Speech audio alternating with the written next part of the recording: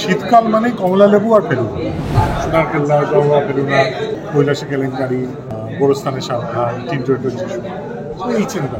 এরকম লক্ষ লক্ষ ঋজুদের জন্য ফেলুদা বানানো জরুরি কিনা জানি না, ঘোষণা আছে। সেটা হচ্ছে যে আমি ডিসাইড করেছি this is going to B my last Feluda.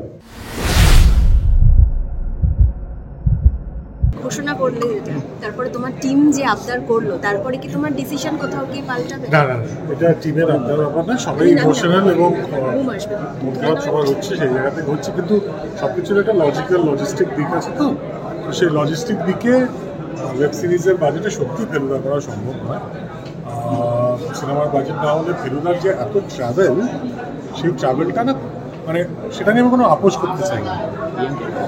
সেই ট্রাভেলের ভিজুয়াল যেখানে যাচ্ছে, যেভাবে শুরু করছে, আমি চিরঋণী এবং চিরকৃতজ্ঞ থাকবো হইচইয়ের কাছে।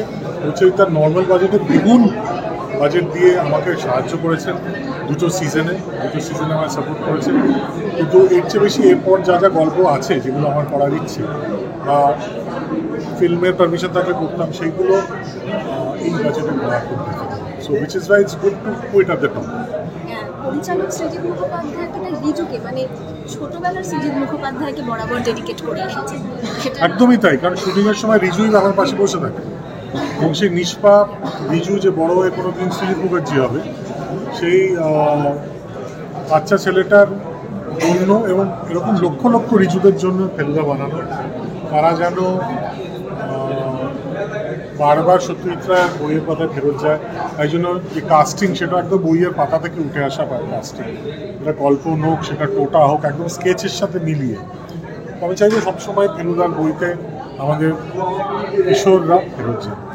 সবকটাকে ছুঁয়ে গেছে, টিনটুয়েটের যিশু বা যেগুলো রয়েছে, যে সৃষ্টিগুলো রয়েছে সত্যজিৎ রায়ের, ফেলুদাকে সবকটাকে ছুঁয়ে গেছে। এই কারণে কিরকমভাবে কি ভেবেছো? একদমই তাই, সেটা আমার মাথায় একটা সিকোয়েন্স ছিল যে যেহেতু এটা শেষ ফেলুদা হতে চলেছে, এটা will be a tribute montage, এবং একজন ফেলুদার নানান গল্প নিয়ে অন্য একজনকে অবগত করছেন। তো সেই সিকোয়েন্সে আমরা দেখি একটা একটা করে সব, সোনার কেল্লা, জওয়া ফেলুদা, কৈলাসে কেলেঙ্কারি, গোরস্থানের সাবধান, টিনটুয়েটের যিশু, এই চিন্তা।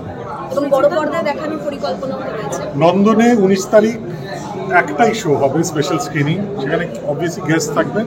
তাছাড়া যেই সিটগুলো ফাঁকা থাকবে যে কেউ এসে দেখতে পারেন, কোনো অসুবিধা নেই। 20 তারিখ থেকে it's going to stream on হয়েছে।